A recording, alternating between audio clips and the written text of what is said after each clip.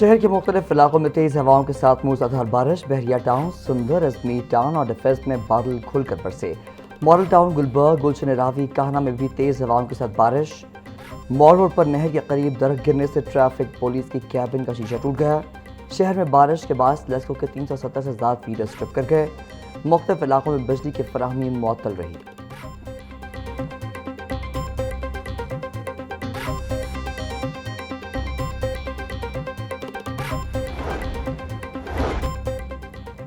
بادل برسنے سے شدید گرمی کا خاتمہ. موسم خوشگوار ہو گیا. تیز ہواؤں اور بارش کے باعث ملک کے مختلف حصوں میں درجہ حرارت میں نمایاں کمی ریکارڈ. تپتی دھوپ اور لو کے ستائے ہوئے شہریوں نے موسم تبدیل ہونے پر سخت احساس کیا. محکمہ موسمیات کی جانب سے لاہور سمیت مختلف شہروں میں 13 جون تک بارش کی پیشگوئی. بارشوں کا نیا سلسلہ وقفے وقفے سے جاری رہے گا. گرمی کی شدت میں مزید کمی کا امکان.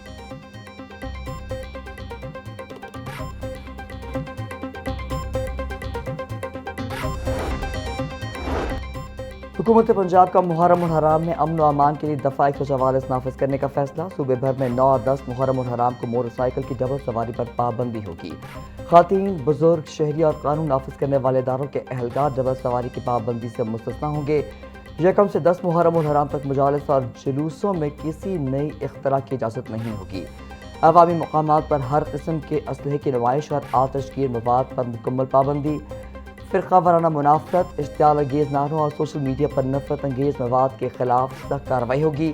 جلوس کے راستوں میں عمارتوں کی چھتوں پر مورچے بنانا اور اینٹیں یا پتھر جمع کرنے پر پابندی ہوگی.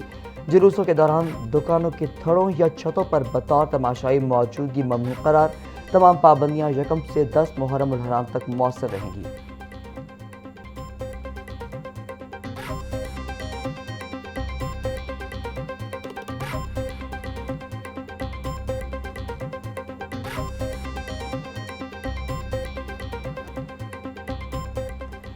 وفاقی حکومت کی کفایت شاری پالیسی کے تحت پنجاب میں کاروباری اوقات تبدیل. پنجاب حکومت نے نئے اوقات کار کا باقاعدہ نوٹیفیکیشن جاری کر دیا. صوبے بھر میں تمام دکانیں، بازار اور شاپنگ مالز اب رات 9 بجے بند ہوں گے. ڈپارٹمنٹل سٹورز، کریانہ شاپس اور شادی ہالز کو رات 10 بجے تک کام کی اجازت. ریسٹورانٹس، کیفے، سنیما اور فوڈ پوائنٹس رات 11 بجے تک کھلے رہ سکیں گے. ہسپتال، میڈیکل سٹورز، بیکریز اور تندور اوقات کار کی پابندی سے مستثنیٰ قرار. ڈیری شاپس، فٹنس جمز اور کال سینٹرز کو بھی نئے اوقات سے استثناء حاصل. نئے اوقات کار پر فوری عمل درآمد یقینی بنانے کے لیے انتظامیہ کو ہدایات جاری.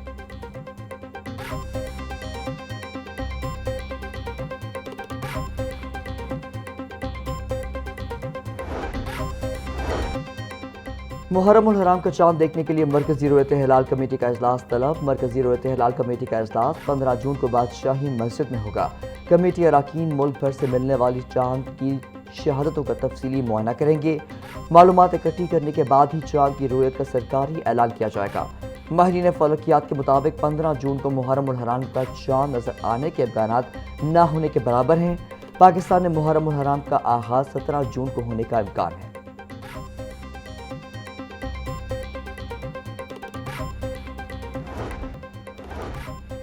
پنجاب ریونیو یونیورسٹی نے زندہ اور ممتاز شخصیات پر پی ایچ ڈی ریسرچ پر پابندی لگا دی. Advance studies and research board نے نئی تعلیمی پالیسی کی منظوری دے دی. مراسلے کے مطابق پی ایچ ڈی کے طلباء اب زندہ معروف شخصیات پر مقالہ یا سیناپسس نہیں لکھ سکیں گے. حکومتی سول ایوارڈ یافتہ زندہ شخصیات کو نئی تعلیمی پالیسی کے تحت پابندی سے استثناء حاصل. سول ایوارڈ یافتہ افراد پر تحقیق کے لیے متعلقہ ڈی ڈی پی سی کے ذریعے اجازت دینا لازمی قرار. پنجاب یونیورسٹی کی نئی ریسرچ پالیسی کا اطلاق تمام تعلیمی شعبہ جات پر یکساں ہوگا.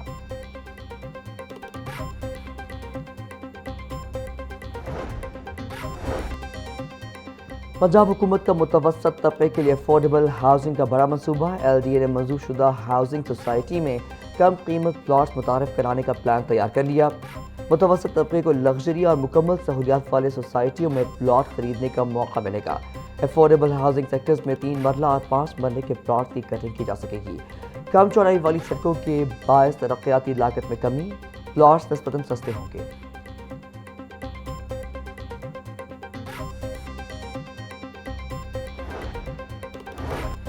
مالی سال 2026-27 کے لیے ویمن ڈیولپمنٹ ڈپارٹمنٹ کے سالانہ ترقیاتی پروگرام کی تجاویز تیار. سالانہ ترقیاتی پروگرام کا مجموعی حجم 1 ارب 50 کروڑ روپے تجویز، جاری منصوبوں کے لیے 77 کروڑ 70 لاکھ روپے مختص کرنے کی تجویز، نئے منصوبوں کے لیے 72 کروڑ 30 لاکھ روپے مختص کرنے کی تجویز، ورکنگ وومن ہاسٹل گجرانوالہ کی تعمیر نو منصوبہ جاری، پروگرام میں شامل Punjab day care fund society کے ذریعے ڈے کیئر سینٹر سے قیام کا منصوبہ بھی شامل۔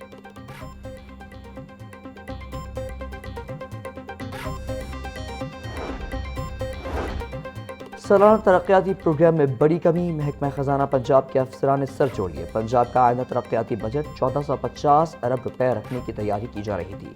وفاق سے نئے معاہدے کے بعد پنجاب کا ترقیاتی بجٹ نصف کرنے کی تجویز پر عمل کی تیاری۔ پنجاب کا آئندہ مالی سال کا ترقیاتی پروگرام 749 ارب رکھنے کی تجویز دے دی گئی۔ انتہائی اہم ترقیاتی جاری پروگرام کو ہی مکمل کرنے کی پالیسی دے دی گئی۔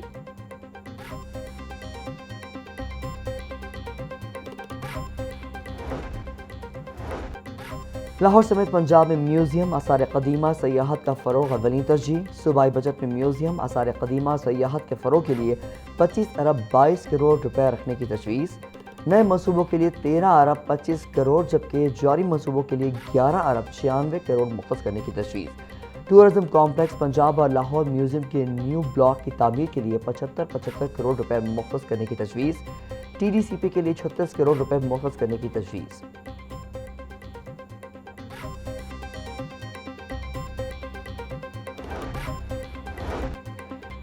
پی ایچ اے کا ہارٹی کلچر نظام کی مکمل ڈیجیٹائزیشن کرنے کا فیصلہ، پی ایچ اے کا ادارہ جاتی امور کی مؤثر نگرانی کے لیے مرکزی ڈیجیٹل پورٹل قائم کرنے کا اعلان، پی ایچ اے اور پی آئی ٹی بی کے درمیان مفاہمتی یادداشت پر دستخط، آن لائن پورٹل کے ذریعے ہیومن ریسورس اور ہارٹی کلچر سے متعلق امور کی مسلسل نگرانی کی جائے گی۔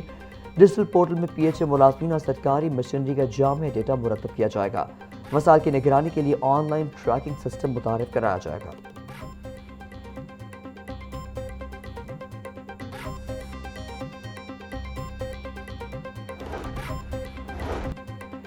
گورنر پنجاب سردار سلیم حیدر سے پیپلز پارٹی کے کارکنوں کی ملاقات، کارکنوں کی قیادت پیپلز پارٹی لاہور کے قائم مقام صدر شاہد عباس اور جنرل سیکرٹری ڈاکٹر عائشہ شوکت نے کی۔ گلگت بلتستان الیکشن میں پیپلز پارٹی کی کامیابی پر کیک کاٹا گیا اور مٹھائی تقسیم کی گئی۔ گورنر سلیم حیدر نے کہا کہ پیپلز پارٹی اب دوبارہ اپنا مقام حاصل کر رہی ہے۔ اگلے مہینے پیپلز پارٹی مینار پاکستان پر جلسہ کر کے بھرپور سیاسی طاقت کا مظاہرہ کرے گی۔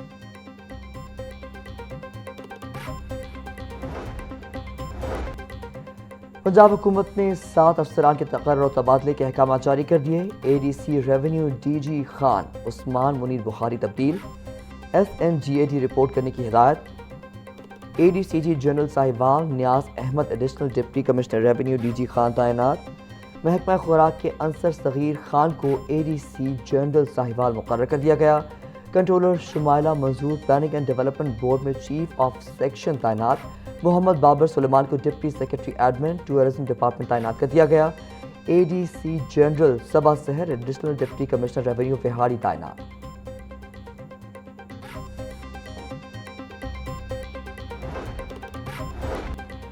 پنجاب بیوروکریسی میں تقرر و تبادلے، secretary local government board Muhammad Tariq Masood کو عہدے سے ہٹا دیا گیا۔ فوری طور پر S N G A D report کرنے کا حکم، احمد سہیل کو نیا سیکرٹری لوکل گورنمنٹ بورڈ تعینات کر دیا گیا۔ مہرین فہیم عباسی محکمہ بلدیات میں ایڈیشنل سیکرٹری ڈیولپمنٹ تعینات، S N G A D کی جانب سے تبادلوں اور نئی تعیناتیوں کا باقاعدہ نوٹیفیکیشن جاری۔